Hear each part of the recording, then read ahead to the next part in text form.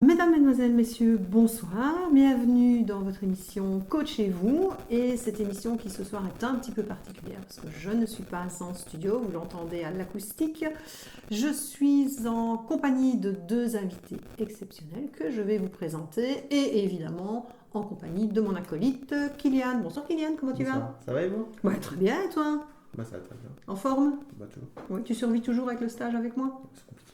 Bah oui, je sais, c'est dur, mais écoute, voilà. En plus, on est en radio, donc on voit pas que je suis en train de te frapper derrière pour que tu répondes bien, mais voilà, écoute, on va continuer comme ça.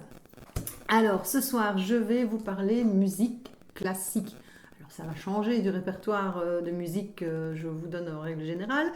Et pourquoi musique classique? Parce que je vais vous parler d'un super festival qui va se tenir bientôt, très bientôt d'ailleurs. Et surtout, j'ai la chance de recevoir les deux organisateurs de ce festival, c'est-à-dire Aurélie Glicos. Bonjour Aurélie. Bonjour Laurence. Comment allez-vous? Bien, merci. Bien. Merci de nous avoir invités. Mais avec grand plaisir. Et puis, je reçois un pianiste de renommée internationale, Ivan Illich. Bonsoir Ivan. Bonsoir, Comment allez-vous? ça va. Bien, ça va. Bienvenue dans notre Limousin. Et aujourd'hui, on va donc parler de votre festival qui s'appelle Illumination d'été. C'est Oui, bien c'est ça. Qui se déroule, rappelez-moi les dates. Le 12 et 13 juin au château de la Borie à Solignac. Voilà, donc comme je disais que c'est bientôt, c'est très bientôt. Soleil est commandé, c'est bon? Absolument. Vous avez tout.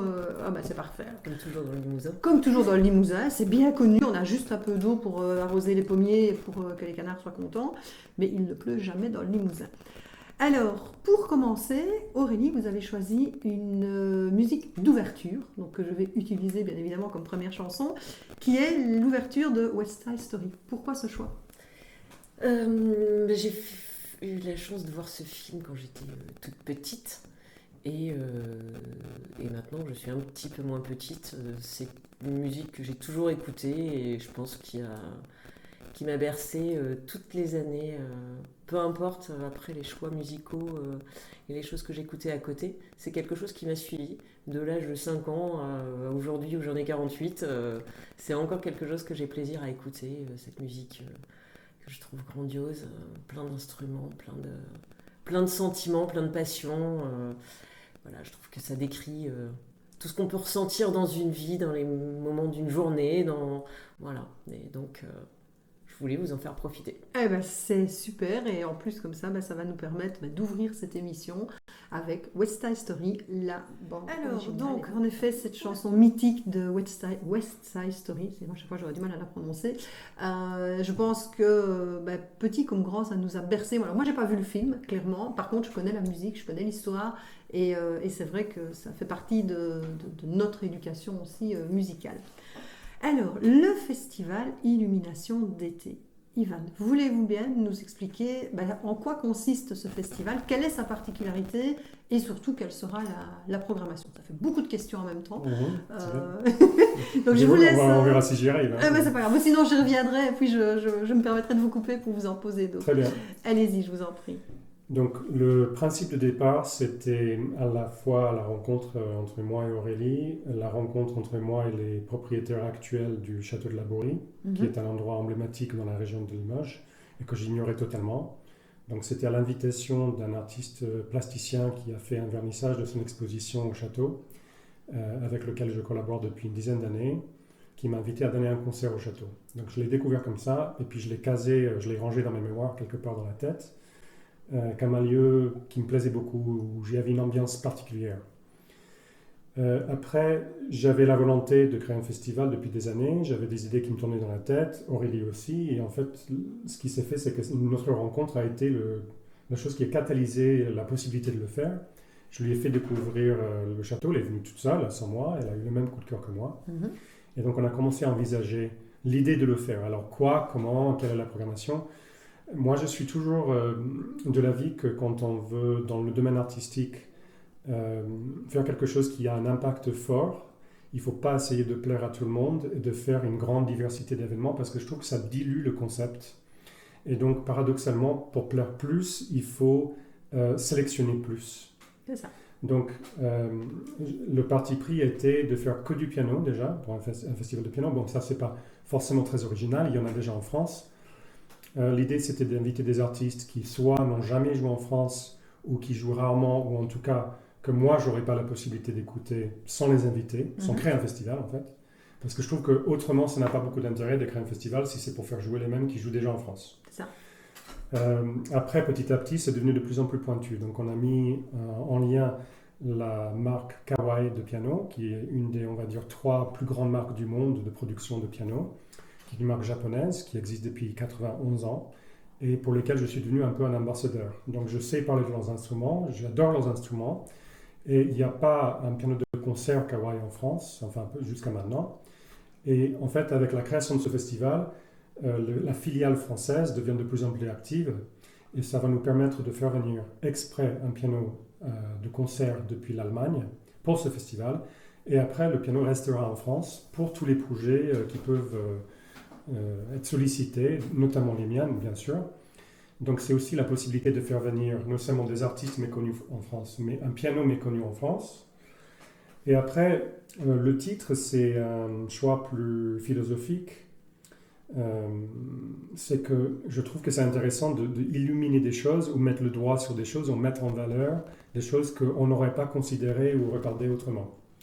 C'est un peu, encore une chose, la raison d'être du festival. C'est-à-dire que je vais être moi le curateur en quelque sorte de choses, mais ce n'est pas moi qui contrôle tous les événements. Chaque événement est indépendant, donc c'est pour ça que c'est illumination au pluriel. Mais c'est une suite de projecteurs qui sont mis sur des personnes, sur des répertoires, qu'autrement on n'aurait pas l'occasion de découvrir. Et le tout dans un contexte, dans le Limousin, dans un lieu que moi j'ignorais totalement. Et donc il y aura non seulement le public du Limousin, mais il y aura aussi des gens que moi personnellement je vais inviter depuis l'étranger, des gens qui me suivent depuis des années, depuis l'Allemagne, le Royaume-Uni, différents pays qui vont venir exprès à Limoges comme une destination pour écouter de la musique pointue. Je trouve que c'est très beau de valoriser aussi le patrimoine autour. C'est ça. Et justement, j'allais y venir. Votre parcours, Limoges, c'est clair que c'est pas vraiment l'endroit où vous auriez un jour pensé à arriver, j'imagine. Qu'est-ce qui, hormis l'ambiance du château, qu'est-ce qui vous attire encore plus à Limoges? Le fait que ce soit méconnu, je pense, des touristes, enfin le fait que ce ne soit pas une destination, que ce n'est pas un chemin qui est souvent emporté, que ce soit avec les Français auxquels j'évoque le festival ou les étrangers. Quand on imagine l'idée qu'on va faire un festival de musique, ils imaginent tout de suite soit la Côte d'Azur, soit les châteaux dans le Bordelais où j'habite, par exemple, enfin des endroits qui sont vraiment identifiés en France comme étant des destinations. Ça aurait pu être en Bretagne, enfin bon. Mais dans tous ces endroits, il y a déjà des festivals, en fait. Donc je trouve que c'est vraiment pas intéressant. Je trouve qu'aussi au niveau pragmatique, c'est central, donc en fait c'est assez facile d'accès avec le train depuis Paris. Et en même temps, c'est un endroit où on va volontairement aller loin de toutes les autres destinations. Donc en fait, on va se mettre déjà dans un état d'esprit d'ouverture différent.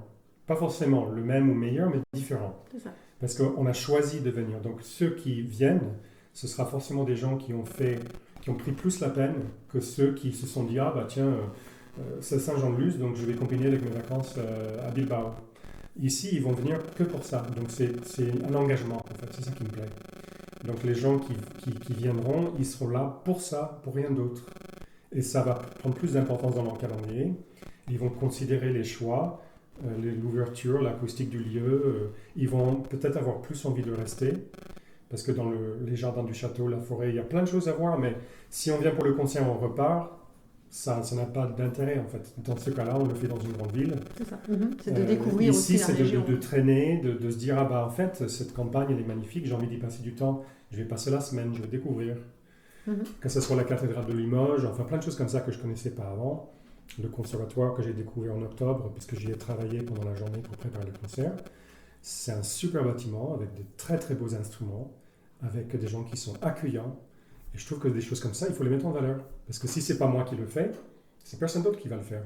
C'est ça. Et en plus, comme vous dites, vous êtes vraiment un ambassadeur. Alors, clairement, moi, je vous comprends du 2000%. Je suis belge d'origine. J'ai découvert le Limousin il y a 4 ans.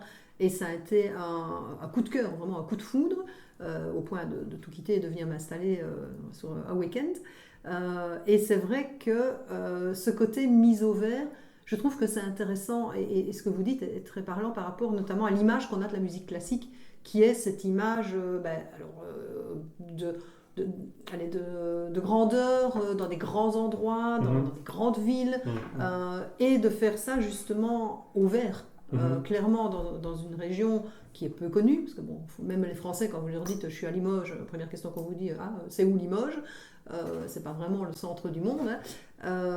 Pourtant, ici passe plein de choses. C'est une ville qui est magnifique, que ce soit au niveau architectural, au niveau justement écologique, et aussi tout ce qui est culture. Il se passe plein de trucs à Limoges. Donc je trouve que c'est vraiment une super idée de pouvoir proposer ça ici. Et en plus, dans ce château qui est magnifique. Alors, vous avez parlé très vite d'Aurélie, on a entendu sa voix tout à l'heure. Et donc, comment vous vous êtes rencontrés? Qu'est-ce qui a fait que ce projet il est né en fait? Moi, j'étais invité dans un autre festival de musique classique pour lequel elle travaillait, qui s'appelle Classicoport, à La Rochelle. Qui existe depuis plusieurs années. J'ai donné un récital et suite au récital, on a eu des discussions. Et après, on est resté en contact, mais pas forcément beaucoup, parce qu'elle a continué avec le festival. Et puis le festival a perdu un peu sa force. Enfin, les fondateurs se sont un peu retirés. Et je ne sais pas si je suis juste dans mon discours, mais je pense que plus elle contribuait à ce festival-là, plus elle avait envie de faire ce genre de choses. Mais je pense que ce n'était pas le bon contexte. Parce qu'elle pouvait tout faire en fait. Moi j'ai réalisé en discutant avec elle qu'elle était capable de mener un festival elle-même. Et en fait, du coup, moi, ma volonté d'utiliser mon réseau, que ce soit des musiciens, de marques d'instruments ou de journalistes ou autres, en fait, c'était la façon de combiner nos exigences, mais aussi nos qualités, pour que ça soit compatible et complémentaire.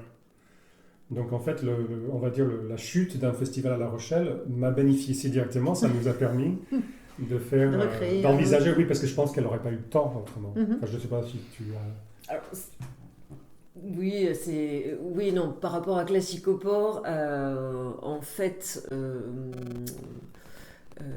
c'est plutôt le Covid qui l'a fait taire, malheureusement. Mais moi, après avoir fait mes armes sur Classicoport, j'ai eu envie de faire des choses. Et c'est vrai que les autres personnes de l'organisation du festival m'ont dit Classicoport n'est pas forcément le bon endroit pour ça. Le bon festival, c'est pas forcément dans ce qu'on a envie de mettre en place. Et ça m'a donné confiance et envie d'aller faire autre chose. Et puis bien évidemment la rencontre avec Ivan Illich, sa manière d'aborder les choses, les pièces qu'il joue, les compositeurs qu'il va chercher, qu'il retrouve, voilà, tout ça, ça a créé une émulsion, donné des envies, poussé à réflexion et voilà, et fait nourrir des envies de projet, de création. Et quand on a échangé ensuite, a priori on s'est retrouvés à mi-chemin entre mon univers et le sien pour aller dans le même sens sur un projet à Limoges. Parce que clairement, c'est vrai que votre univers, en fait, c'est maintenant d'arriver à concilier musique classique et environnement, et en tout cas la nature. Comment insérer la musique classique dans un cadre naturel avec une vision bien particulière? Vous pouvez nous en dire un peu plus par rapport à cela? Oui, alors, ça aurait été dommage d'utiliser le château de la Borie juste en lieu porteur, sans utiliser ce qu'il a de beau à nous apporter, ces 14 hectares de verdure tout autour. Et en fait, moi, ce qui m'a vraiment beaucoup parlé au château de la Borie, c'est les sensations que l'on peut avoir et tout le ressenti qu'on peut avoir quand on écoute de la musique, et notamment de la musique classique, et ce qu'on peut ressentir quand on est dans la nature. Et je trouvais que les deux pouvaient se marier très très bien, et j'avais envie de partager ça avec les gens. Moi, je suis pas de culture musique classique à la base. J'aime la musique, j'écoute plein de choses diverses et variées, mais quand j'ai rencontré il y a quelques années la musique classique, j'ai découvert des choses qui m'ont surprise. Je pensais comme beaucoup que c'était une musique savante, qui n'était pas forcément très abordable pour monsieur et madame tout le monde, pour les jeunes comme les moins jeunes. Et finalement, je suis ravie parce que tous les artistes que j'ai rencontrés depuis quelques années, et notamment Ivan, m'ont permis de me rendre compte que je me trompais. C'est juste que j'avais pas rencontré les bonnes personnes, les bonnes personnes, les bonnes pièces, et qu'en fait, finalement, en s'excusant de dire bah oui, moi je connais pas tellement la musique classique, je suis pas vraiment une mélomane, j'aime pas forcément beaucoup ça. C'était finalement presque prétentieux, puisque la musique classique c'est quand même plusieurs siècles de musique, et dire qu'on n'aime pas la musique classique, et en fait, à moins de la connaître très très très très bien, de connaître des siècles et des siècles de musique, là on peut dire ok, là j'aime pas. Mais sinon, c'est peut-être juste que on nous a pas aidé à trouver la bonne porte d'entrée pour se laisser aller à la sensibilité. Et puis voilà, il y a énormément de choses, et moi c'est ce que j'aimerais faire découvrir aux gens, dire bon vous n'hésitez pas à aller vous promener dans une forêt, dans un parc, et apprécier les petits oiseaux qui chantent, et pour venir écouter un concert de piano, c'est pareil. C'est ça. Il faut rien d'autre que prendre le temps, avoir une certaine ouverture d'esprit, envie, vous venez, vous vous posez, vous vous promenez, vous écoutez, et puis après on en parle. Parfait. Kylian, tu veux poser une question pour vous. Tout à l'heure, vous disiez que vous aimez repérer du coup des nouveaux talents, et du coup, en fait, comment est-ce que vous repérez ces gens-là, donc des nouveaux talents, et comment vous sachez quelqu'un vous plaît en fait? Comment est-ce que vous réussissez à choisir en fait, tout simplement? En fait, le choix se fait assez facilement parce que j'écoute énormément de choses depuis des années, et puis j'étais dans les jurys de concours parfois, et puis j'écoute mes confrères qui soient... Enfin, l'avantage avec la carrière que j'ai, c'est qu'elle est très longue, donc je peux écouter des gens qui ont 40 ans de plus que moi, comme je peux écouter des gens qui ont 30 ans de moins. Il y a un peu de tout en fait. Donc, bien sûr, je me fais mon idée, et il y a des gens qui me rendent encore plus curieux d'en savoir plus. Et c'est assez rare, finalement. Parce que, finalement, dans une démarche musicale, dans l'enseignement, on a une façon d'interpréter les partitions, et puis assez vite, les gens commencent à suivre des schémas. C'est-à-dire que la créativité est assez limitée, finalement. Parce qu'ils vont dire, OK, si c'est une partition de Beethoven, il y a un crescendo, je vais le faire comme ça. Et moi, puisque j'ai l'esprit assez analytique, j'arrive à assez vite comprendre les machinations des musiciens. Et donc, il m'arrive par exemple d'écouter 3 minutes de quelqu'un qui joue, et je sais comment il va jouer le reste du concert. J'exagère un peu, mais c'est quand même un peu vrai. C'est un peu ennuyant. Alors, c'est ennuyant, sauf quand je tombe sur la personne où c'est pas le cas. Ouais, voilà. La personne qui te donne l'impression de réinventer le son en temps réel. Donc ça, c'est, on va dire, le caractéristique qui m'intéresse chez les gens qui invitent. Et après, je cherche aussi à aller à l'encontre de mes a priori. C'est-à-dire que, par exemple, moi je suis d'origine slave, américain, et je vis en France. Donc ce sont 3 cultures sur le plan musical que je connais vraiment bien. Donc que ce soit des gens qui ont 2 de ces cultures ou une seule de ces cultures, je vais trouver des repères assez facilement. J'ai aussi été énormément au Royaume-Uni. Donc ça, c'est aussi une façon de voir la musique que je connais bien. Mais tout ce qui est en dehors de tout ça aura un élément de nouveau en tout cas. Ce sera une approche différente.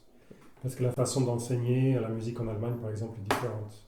Ou en Amérique du Sud, ou dans les pays de l'Est, ou dans les pays tiers-monde, entre guillemets. Donc en fait, moi, je suis plutôt à la recherche de compléter mes connaissances. Donc si quelqu'un, je pense, peut m'apporter quelque chose pour nourrir ma vision de la musique, là, ça commence à m'intéresser. Elle est comment la vision de la musique entre les États-Unis et la France en fait? C'est quoi qui diffère? Parce que vous disiez qu'il y avait des choses qui différaient.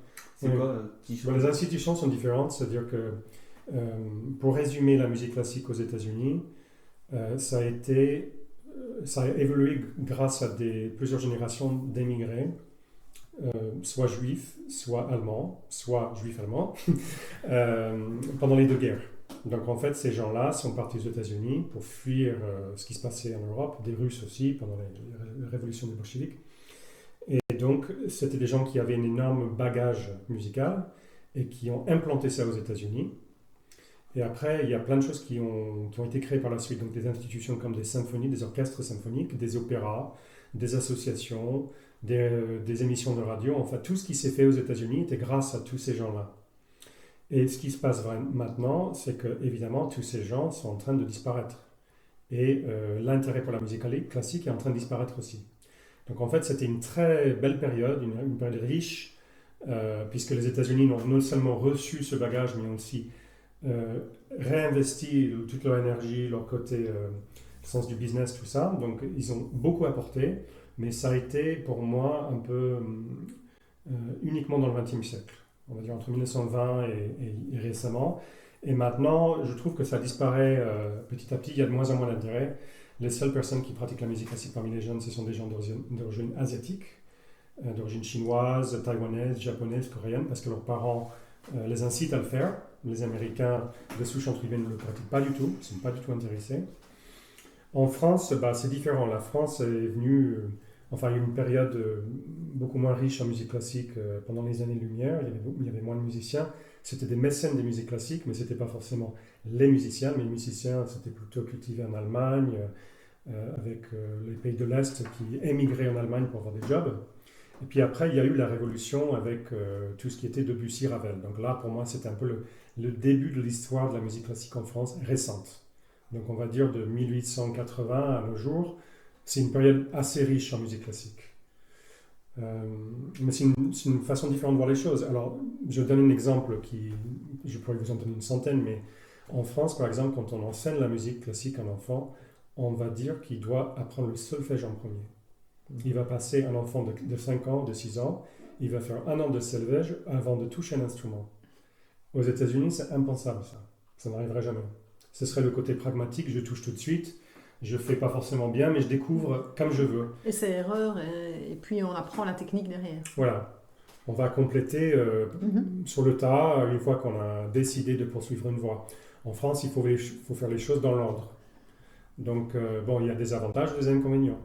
Il y a des personnes qui ont reçu des bases techniques superbes, qui poursuivent la voie, mais il y a aussi beaucoup de gens en France qui sont dégoûtés de la musique assez tôt. Alors qu'aux États-Unis, vous avez beaucoup plus de musiciens amateurs encore, des gens qui jouent de la guitare, du piano, mais à leur façon. Mais c'est génial, c'est des gens qui ont un rapport direct avec la musique. En France, on pense que si on n'a pas fait les choses comme il faut, entre guillemets, qu'on n'a pas le droit de faire de la musique et puis qu'on va délaisser. Donc moi, je trouve ça assez triste. C'est le grand constat dont on a déjà parlé plusieurs fois dans l'émission également, de la France avec ce côté, les cases. Il faut que ça rentre dans la case, tout comme le bac aux États-Unis, vous sortez de l'école, vous n'avez même pas l'équivalent de votre bac. Ça ne va pas vous empêcher de faire une carrière d'auto-entrepreneur et de réussir. L'excellence des diplômes et l'excellence des études n'est pas du tout de la même façon. En Belgique, c'est pareil. Hein. Si vous n'avez pas vos études d'humanité, c'est pas grave, vous pouvez quand même réussir votre vie. En France, si vous n'avez pas le bac, qu'est-ce qui vous reste, quoi, mon bon monsieur C'est ça, quoi. Et maintenant, clairement. Donc c'est vrai que c'est important quand vous dites l'explication comme ça de ces deux cultures et de cette différence. Votre premier choix musical, Yvan, vous aviez choisi Robert Helps. Alors, 3 hommages ou 3 hommages, je ne sais pas si c'est en français ou en anglais. Je ne me rappelle pas. Voilà.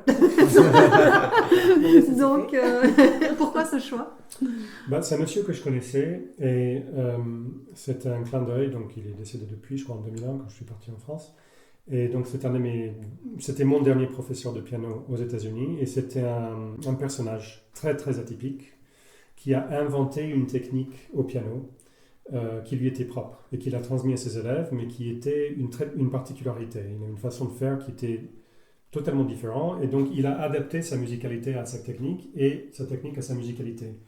Et j'ai eu une discussion avec quelqu'un par rapport à ça ce matin, qui est dans la recherche scientifique. Lui, il essaie sans cesse de faire des ponts entre la musique et la science, parce que c'est comme ça qu'il arrive à comprendre les choses. Et lui, il n'arrivait pas à comprendre que dans la musique, l'innovation n'est pas la chose la plus importante. Et je lui disais que pour moi, c'était plutôt l'originalité qui prime, en fait. C'est une identité forte, plus que l'innovation. L'innovation peut en faire partie, mais ce n'est pas le but. Tandis que dans la science, l'innovation peut être vraiment le but, d'arriver, de progresser, entre guillemets, de penser qu'on progresse dans l'art, c'est une fausse piste. Donc tout ça pour dire que Robert Helps, c'est quelqu'un qui m'a beaucoup marqué. et je n'avais pas écouté cet enregistrement depuis des années. C'est très intéressant de revenir à des choses qui ont été des références 20 ans plus tard, parce qu'on change totalement d'écoute. Et cet enregistrement de lui qui joue hommage à Fauré, donc notamment les premières pièces, c'est quelque chose que j'admire tout autant qu'il y a 20 ans. Et ça, il y en a très très peu. Parce que les choses que j'admirais à l'époque, j'ai dépassé depuis en termes de décèlement, de finesse technique et tout ça, que je n'arrive plus à écouter. Mais ça, c'est non seulement le lien sentimental avec lui, mais c'était un vrai artiste.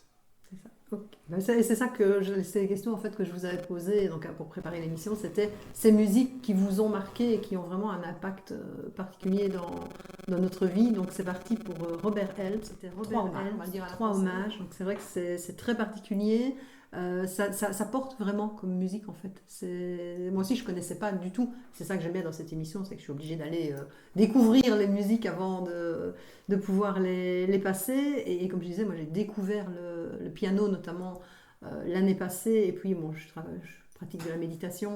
Et c'est vrai que le piano est pour moi l'instrument qui porte le plus au niveau méditatif. C'est vraiment un instrument qui me permet de partir très vite. Alors, par rapport à ce festival Illumination d'été, Aurélie, c'est quoi le programme en fait ? Vous avez dit 11 et 12 juin. 11, 12 et 11, 13 12 juin. Et 13 juin.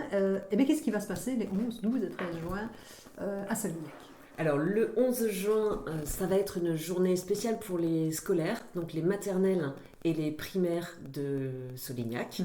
On les invite à passer toute la journée avec nous au château. Ivan Illich va leur faire un concert adapté pour eux en termes de format, et derrière on a mis en place tout un tas de jeux, de médiation musicale, de promenades en forêt mais orientées avec des jeux, des recherches qu'on va faire ensemble. On va passer toute la journée à faire plein de petits ateliers comme ça avec les enfants et profiter d'eux et leur faire profiter du lieu, et en espérant passer une très très bonne journée qui leur plaira et qui les marquera. Et voilà. Donc ça, c'est la journée du 11. Après, le 12 et le 13, c'est le festival ouvert pour tous, avec en ouverture du festival les 2 jeunes musiciens qui sont lauréats du prix de la ville de Limoges en décembre dernier, qu'on a invités pour faire l'ouverture, Madeleine Potier et Anthony Jurowski. Et puis après, on va enchaîner avec donc deux têtes d'affiche le samedi, dont Ivan parlera mieux que moi, et 2 jeunes mais très très talentueux pianistes étrangers le dimanche. Voilà, donc 4 concerts, 2 le samedi et 2 le dimanche, avec bien sûr aussi des points de restauration sur place, respect des règles sanitaires qui nous seront imposées. Donc ce sera avec les Pradines traiteurs qui auront le plaisir de venir nous assurer la restauration sur ces 2 jours-là. On salue Mélanie Planchon qui est venue d'ailleurs il n'y a pas longtemps. Voilà. Elle a fait une émission il n'y a pas longtemps. Donc, Et Mélanie qui aura le plaisir aussi de vous servir du café qui vient de Bordeaux. Un torréfacteur, l'alchimiste, qui s'appelle l'alchimiste, qui fait du café, très bon café, d'entreprise éco-responsable, et puis du vin qui nous vient de la région, qui nous vient de Blaye, et sélectionné par Ivan Illich, le directeur artistique, du fait de son implantation géographique en France, n'est-ce pas, entre autres, voilà, à qui je vais laisser la parole. Il faut bien sacrifier un petit peu pour le... C'est-à-dire que comme vous avez une émission, vous parlez souvent de l'entrepreneuriat. Juste une petite parenthèse, moi je fais partie d'un club d'entrepreneurs à Bordeaux. Et en fait, l'alchimiste, donc Arthur, et Sébastien, le vigneron du vin qui sera au festival, sont 2 entrepreneurs aussi, qui font partie de ce club. Et en fait, c'est une façon de leur faire un clin d'œil, en fait, de les mettre en valeur, et aussi d'avoir du bon café et du bon vin, parce que ça m'est arrivé parce que dans mes voyages, c'est pas toujours le cas. Soit il y en a un qui manque, soit l'autre, ou alors les 2. Et je trouve que j'aime beaucoup l'idée d'assister à un concert matinal, donc du dimanche matin notamment, avec une jeune lituanienne qui s'appelle Onute Graginite. L'idée de marier, enfin d'arriver au concert, d'avoir un très très bon café et d'assister au concert, je trouve que ça fait partie de l'accueil. Et Ça, pareil c'est avec l'accueil à la française. Hein. Ça, on revient vraiment... à- Donc c'est un grand plaisir qu'ils adhèrent un peu à la démarche et qu'on puisse travailler avec eux. Mhm. Les concerts, donc c'est 2 concerts par jour, c'est ça? Les horaires, ça se passe comment au niveau de la programmation? Bonne question. Alors le concert d'ouverture, c'est dans l'après-midi, c'est tout début d'après-midi, c'est 13h30. 13h30. C'est les 2 jeunes qui vont jouer chacun 20 minutes, je crois. Après le samedi, il y aura donc tout d'abord Stuart Goodyear, qui est un Canadien qui vit aux États-Unis, qui n'a jamais joué en France. Donc c'est une grande fierté qu'il joue pour nous pour la première fois. Il est de ma génération, il a à peu près 40 ans. Et c'est quelqu'un de surdoué. C'est vraiment quelqu'un qui improvise, qui compose, et qui a surtout une intensité dans sa façon de jouer qui m'intéresse beaucoup. Donc on est très heureux de l'accueillir. C'est lui qui fait un peu l'ouverture de Star. Après, ça c'est donc à 17h30. Et à 20h, je donnerai donc une pièce assez rare, enfin qui est rarement donnée en concert, qui est souvent écoutée en disque par des spécialistes. C'est de la musique minimaliste allemande, donc pas très connue, de Hans Otte. Et Hans Otte était donc de Brême, il était le directeur musical de Brême, et pendant 40 ans, il a animé un festival de musique contemporaine. Donc il a beaucoup participé dans le monde de la création musicale au XXe siècle, sans se mettre en valeur lui-même. Mais il était un super pianiste, et il a enregistré le cycle que je donnerai, qui s'appelle le Livre des sons, qui est une espèce de rite musical, une contemplation qui dure 65 minutes à peu près, où il y a des parties un peu improvisées, et qui vous met vraiment dans une bulle musicale. Et je trouve que faire ça le soir à Château de la Borie, c'est un événement, c'est une expérience qui ne sera pas comme les autres concerts du tout. Mais c'est quelque chose que j'avais vraiment envie de faire là, depuis que j'ai découvert le lieu. Et le lendemain, le dimanche, donc ce sera plutôt en journée, ce sera la lituanienne que je disais, Onute, qui va jouer Bach, Scriabine, des compositeurs lituaniens et un peu de Beethoven, le matin à 11h. Et le deuxième concert de la journée est à 14h30 ou 14h30. Alexander Gardiev, qui est un Italien d'origine slave, qui vit à Berlin et qui a déjà remporté tout un tas de prix dans les grands concours, notamment à Hamamatsu. Hamamatsu, c'est une grande ville industrielle dans le sud-est du Japon, et c'est là où se fabriquent notamment les pianos Kawai. D'accord. Donc en fait, il a gagné ce concours, qui est un des concours les plus importants pour les jeunes, je crois que ça s'appelle même concours pour les jeunes, et il a établi une relation avec la marque Kawai, donc il connaît particulièrement bien leur piano, et il fera un récital Chopin, donc qui va être des œuvres comme la deuxième sonate, enfin des grandes œuvres, des chefs-d'œuvre de Chopin qui sont connus. Mais par contre, son rapport à l'instrument, Kawai, est vraiment particulier. Et il va nous faire découvrir ses qualités différemment que ceux qui jouent ce piano pour la première fois. Parce que moi, par exemple, ce piano qui arrive à de la manne, je ne l'ai jamais testé. Onute, on n'a jamais joué non plus, et Stuart non plus. Donc nous sommes 3 pianistes qui vont découvrir avec les jeunes ce piano. Et puis il y aura un jeune qui connaît parfaitement ce style d'instrument. Par rapport justement à ce piano, donc à ce que vous dites, le fait de travailler sur un piano qui n'est pas connu, ou en tout cas moins connu, c'est quoi justement la sensibilité de telle ou telle marque de piano et comment on peut accrocher avec un piano ou un autre? Là, je parle plutôt pour les personnes qui veulent démarrer la musique et on est plus sur le côté technique. C'est quoi le lien en fait qui existe entre un pianiste et son piano? C'est-à-dire que c'est comme l'acoustique dans une salle, c'est quelque chose, une espèce d'alchimie qui se fait entre les deux, et soit on va se sentir bien, soit on va être en combat avec l'instrument. C'est quelque chose qu'on va ressentir tout de suite, et en fait ça va être la suite du concert sera la suite de cette histoire, en fait, la suite d'une rencontre entre musiciens, l'instrument et la salle bien sûr, enfin le son de la salle.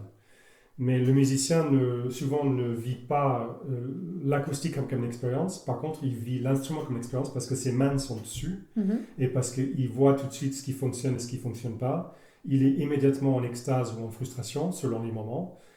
Et donc, c'est un outil qui vous permet soit d'aller beaucoup plus loin, soit qui vous empêche de le faire. C'est ça. Donc, il y a des musiciens qui disent... que quand ils sont vraiment dans la zone de concentration extrême, qu'ils ont l'impression que c'est l'instrument qui les joue plutôt que le contraire. Moi, je l'ai vécu, ça, c'est une drôle de métaphore, mais ça, c'est juste, en fait, dans ce qu'on ressent. Et c'est vrai que petite parenthèse, on est dans une période où, dans la facture du piano notamment, il y a des marques un peu concurrentes de la grande marque qui est Steinway, qui est une marque allemande, qui est implantée aux États-Unis aussi, mais qui perd un peu sa force, son monopole.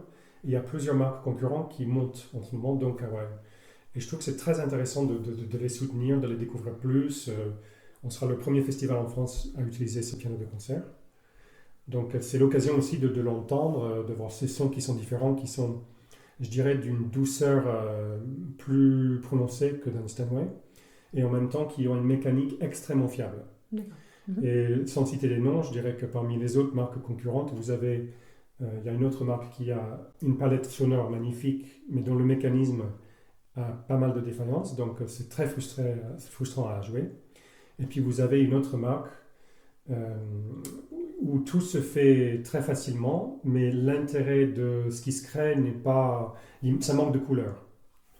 Donc là, je trouve que le Shigeru Kawai, donc c'est une espèce de prototype de l'avenir du piano, marie les deux éléments. Donc comme ça, physiquement, le pianiste est très à l'aise et le public ressent une nouvelle palette sonore qu'il n'a pas découvert auparavant. Ok, tu as une question? Non. J'ai oublié de poser la question. En fait, le festival, ça se fait en intérieur ou en extérieur? Les concerts se font en intérieur ou en extérieur? Les concerts se font en intérieur, oui. En intérieur, d'accord. Donc ça, je me disais... Les propriétaires ont la volonté qu'on en fasse un au moins à l'extérieur, mais on verra bien. Oui, ça va dépendre aussi de notre soleil. Oui. Voilà, Il ne faudra pas que le soleil tape trop fort parce que... Mais exactement, parce qu'on ne peut pas mettre un piano en plein soleil. Alors sous la pluie, ça ne le ferait pas, mais bon, ça c'est pas un problème. Mais en plein soleil comme ça, c'est quand même aussi un peu compliqué. C'est ça. Pour l'avoir vécu déjà, le piano sous 35 degrés, c'est pas le bon plan, quoi. Alors, votre deuxième choix musical, Aurélie, c'était Dream de John Cage par Ivan Illich. Tant qu'à faire, autant prendre le meilleur pour le jouer. Il ne le savait pas. Voilà, pourquoi ce choix? Eh bien parce que justement, par rapport à ce qu'il disait quand je l'ai entendu pour la première fois, quand il est venu à jouer à La Rochelle, il a joué pas mal de choses qui partaient de Debussy jusqu'à John Cage. Je crois qu'il y avait du il y avait du John Cage. Oui, il y avait du John Cage. Voilà, il y avait... Ça partait de Debussy en passant par Satie jusqu'à John Cage, Grieg... Et moi, j'étais venue parce que Satie, j'avais envie d'entendre ça en concert. Le reste, je connaissais vaguement de nom pour certains, d'autres pas du tout. Et ce jour-là, j'ai entendu un concert incroyable. Et c'est comme ça que je me suis intéressée un peu plus au travail aussi d'Ivan, ces compositeurs dont j'avais jamais entendu parler. Et que j'ai eu envie aussi d'avoir, Hans Othe, dont il parlait tout à l'heure, quand j'ai découvert qu'il jouait ça, de pouvoir faire découvrir ces choses au grand public, parce que c'est très différent des idées préconçues qu'on peut avoir sur la musique classique. Voilà.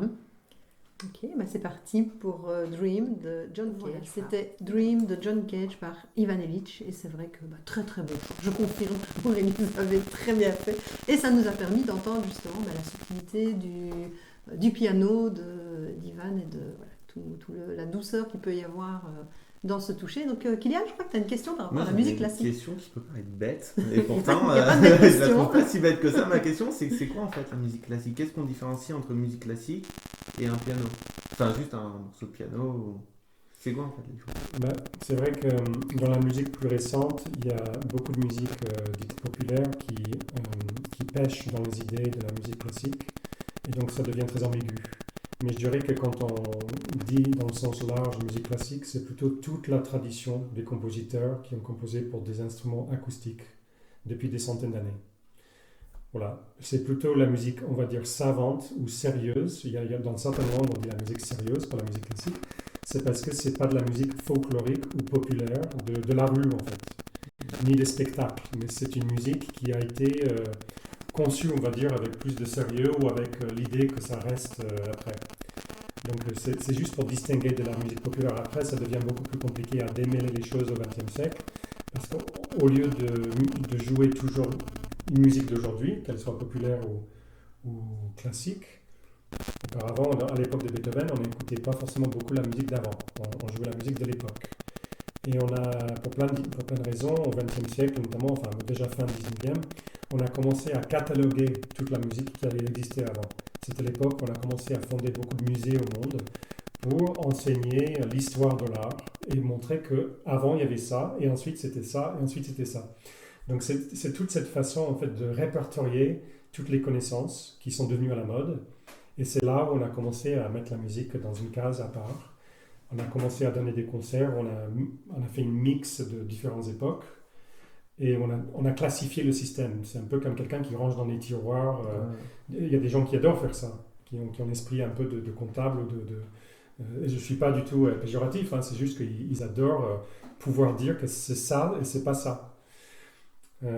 Donc c'est tout ce qui n'est pas populaire en fait. Parce que là, je crois que la musique populaire, elle a une fonction plus immédiate, qui est liée à la joie, qui est liée à la fête, qui est liée à des choses de la vie quotidienne. Et la musique classique, plus elle évolue, moins elle fait partie de la vie quotidienne. Et c'est à la fois une bonne chose et une mauvaise chose. C'est une bonne chose parce qu'elle est protégée des influences de la musique plus simple, mais en même temps elle est de moins en moins importante ou influente dans la vie de chacun. Par contre, moi, ce que je remarque, c'est que quand on voit au niveau publicitaire, au niveau des films, je trouve que la musique classique fait un retour en force, quelque chose de phénoménal. Quand on voit les publicités, on se dit c'est musique classique, c'est tel ou tel compositeur, ou alors c'est le truc que je connais, mais je sais plus ce que c'est. Et dans les films, c'est pareil, j'ai l'impression qu'en fait, on fait un espèce de retour aux sources par rapport à la musique classique pour remettre cette musique classique un peu au goût du jour, ou en tout cas pour permettre aux gens maintenant de s'y intéresser. Ou alors est-ce que c'est parce que c'est tellement porteur et que ça rassemble? Voilà. Je me pose parfois la question de pourquoi on entend beaucoup de musique classique pour l'instant. Après, j'ai peut-être une interprétation plus cynique, mais il se peut que par exemple la musique actuelle soit plus chère en termes de droits. Ça, c'est pas impossible. Parce que ce sont des musiciens, des compositeurs vivants, donc à la fois l'auteur, celui qui a composé la chanson, celui qui a joué, qui a enregistré. Si c'est une musique qui est familière, ça va être pour un grand label qui a une grande force de négociation dans l'utilisation de droits, donc ils vont faire ça. Ils vont calculer des barèmes qui sont en pourcentage par rapport au budget global du film. Donc, si le budget du film est à 20 millions, ils vont s'attendre à avoir, mettons, 500 000 € pour utiliser une chanson d'un groupe de rock pendant 20 secondes. Alors que pour les musiciens classiques, ils peuvent faire composer de la musique pour le film et faire jouer des musiciens. Ils vont les payer une fois en studio et ce sera fait et ce sera quelques milliers d'euros. Donc, c'est peut-être pour ça aussi, je ne sais pas. C'est peut-être les deux. Oui, mais il y a certainement il y a aussi ce côté un peu derrière le rideau qui existe. Hein. Certainement. Alors, question, Ivan, pourquoi le piano? Parce qu'il y a plein d'instruments. Donc, d'abord, comment vous êtes venu à la musique et pourquoi le piano? Alors, pourquoi le piano? Je dirais que c'est plutôt... c'est pas imposé, mais disons quand vous commencez avec un instrument et vous franchissez les étapes, vous avez tendance à rester avec cet instrument plutôt que d'en aborder un autre. Moi, j'ai joué le violon aussi, j'ai chanté, j'ai fait un peu de direction d'orchestre, mais c'est plutôt le piano qui était mon passeport musical. C'est ça qui m'a permis d'avoir accès à tout. Et c'est comme dans le sport ou avec les maths ou avec d'autres choses, il y a des gens qui ont des proclivités, non seulement du talent, mais l'intérêt, qui sont plus stimulés, plus engagés par des matières. Et ça, je pense qu'il y a une part de génétique, une part d'éducation, c'est une part de mystère. Aussi. Et en tout cas, c'est ce qui m'intéresse beaucoup. C'est-à-dire que j'aurais pu faire autre chose dans la vie en tant que choix de carrière. J'ai fait des études pour faire autre chose, d'ailleurs, en parallèle. Mais c'est ce qui m'intéressait le plus. C'est ce que j'aimais le plus. Et donc, pour moi, c'était pas vraiment un choix, c'était une évidence. C'est ça. Et là, je reviens sur ce qu'on voit régulièrement ici dans l'émission coaching, c'est de se dire, qu'est-ce qui à un moment donné, cette évidence en fait, comment vous avez fait ce choix de cette évidence? Parce qu'entre la pression vous avez fait des études de mathématiques et de se dire, tu seras mathématicien mon fils, et non, tout compte fait, je serai musicien. Là, le non dit, je dirais, la chose qui ne se dit jamais en réponse à ce style de question, et qui est beaucoup plus proche de la vérité, c'est que j'avais des parents qui me soutenaient. Donc, qui m'ont donné la possibilité, qui ne m'ont pas refusé l'idée de poursuivre cette voie.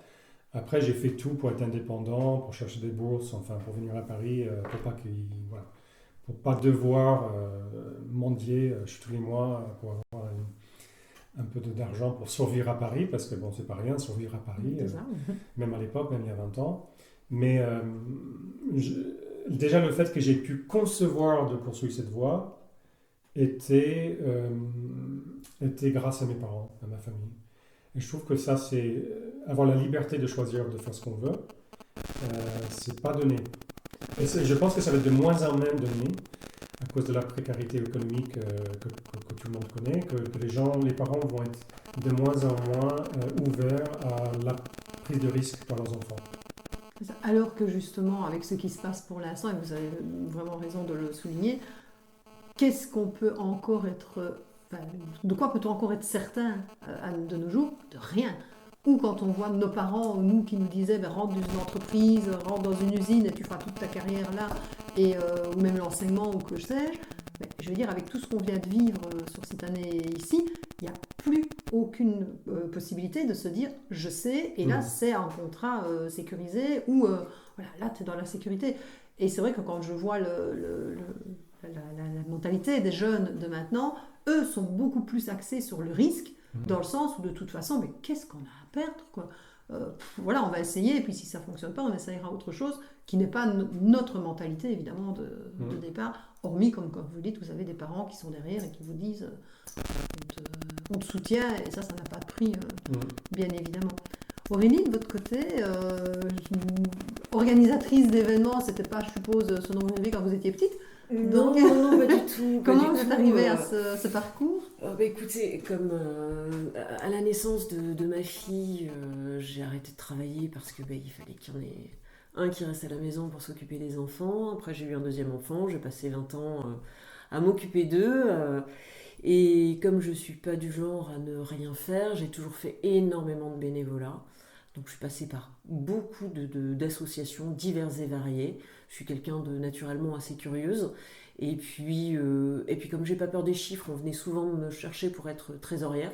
Voilà, dès qu'il faut compter, organiser, on me disait Aurélie, donc et puis de fil en aiguille, on est venu me chercher pour la politique. Bon, parité oblige, 40 ans, enfant un peu plus grand, bon, qu'à cela ne tienne. Je me suis dit pourquoi pas, c'est pas forcément pour moi. Et puis là aussi, je me suis prise au jeu. J'ai été agréablement surprise. J'aime beaucoup les gens et finalement, je pensais que la politique c'était compliqué. Alors, c'est dur moralement parce qu'on quand on est élu, il faut s'occuper des gens tout le temps. C'est jour et nuit. On ne peut pas dire oh, t'es mignon, c'est dimanche. Ben non. Un administré, c'est un administré, même si on est en train d'aller acheter un pack de lait.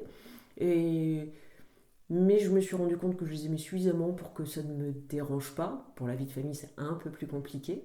Et puis toutes ces expériences, l'ensemble de toutes ces expériences, quand mon mandat est arrivé à sa fin, avec tous les gens que j'avais rencontrés, toutes les associations que j'avais croisées, tous les événements que j'avais été amenée à organiser, que ce soit des galas de natation synchronisés, des tournois de water-polo dans le port de La Rochelle, ou finalement l'organisation de manifestations diverses et variées pour la commune, puisque j'étais à l'environnement et à la culture en tant qu'adjointe. J'étais aussi élue communautaire, donc j'avais la vision de l'agglomération de La Rochelle.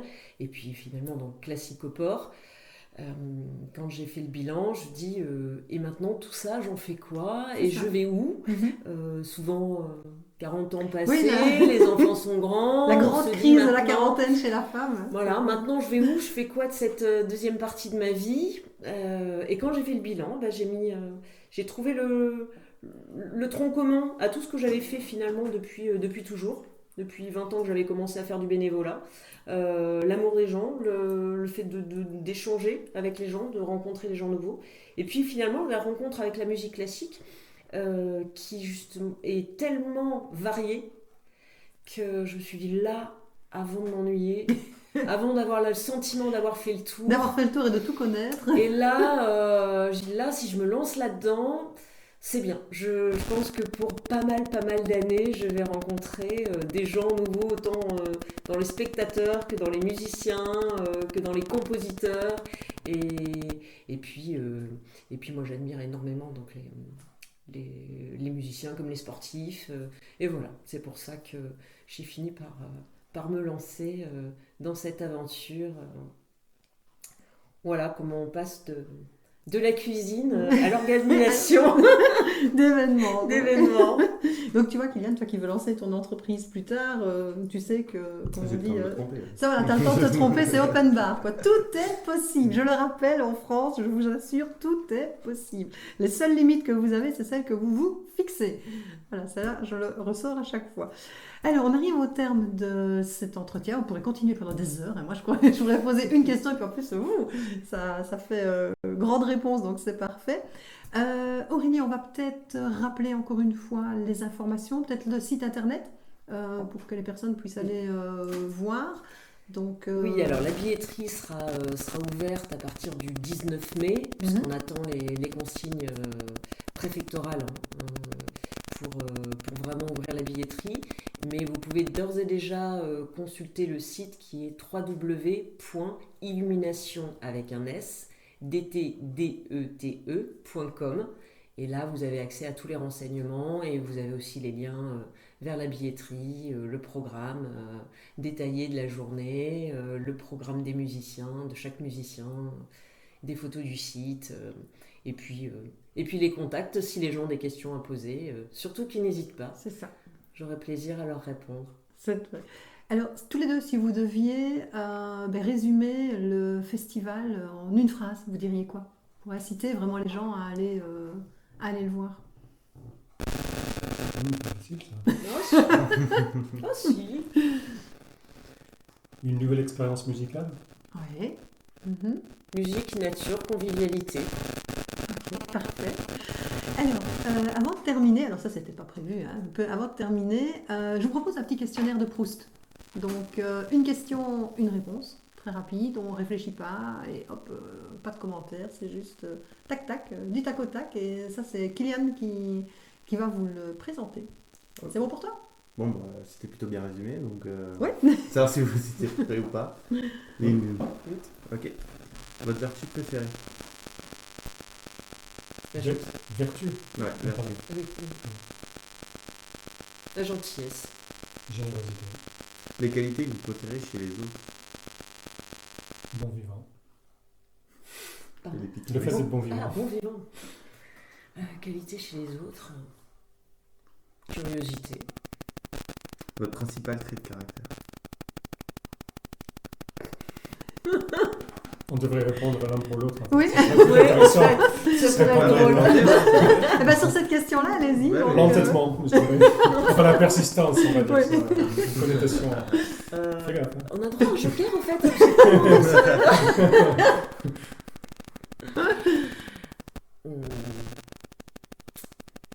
Résumer une chose.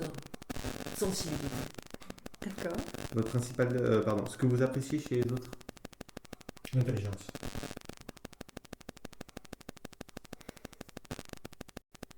D'être. Votre occupation préférée? Bon. Il y a un monsieur qui nous a dit travailler. C'est ça.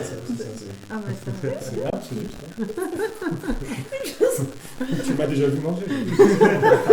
Bon, on va bien s'entendre alors, parce que moi c'est pareil. C'était quoi la question? Pardon. Je suis marrée. Votre occupation préférée? Mon occupation préférée, le jardin. Jardiner. Votre rêve de bonheur?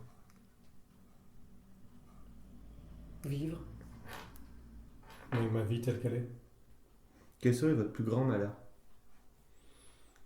La peur pour ma famille, je suppose. Oui, je vais pas être très original, oui. Qu'il arrive quelque chose à l'un de mes proches. Ce que vous voudriez être? Ce que je suis. Encore plus, peut-être. Ce que je suis, ça me va aussi. Votre couleur préférée? Vert. Votre animal préféré? Je ne vous ai pas répondu donc les deux. Vas-y, je suis directement. Alors, l'écureuil noir. Non, pardon, je plaisante, mais je sais pas. Non, animaux préférés. Ah, si, la girafe. Ah oui, si, la girafe. Et la couleur. Moi, j'aime. Hein Non. Comment? Mais c'est du le jaune du coup. Non, pas du tout. Non, pas du tout. Ouais, l'orange. J'aime beaucoup l'orange. Votre héros ou héroïne de fiction préférée?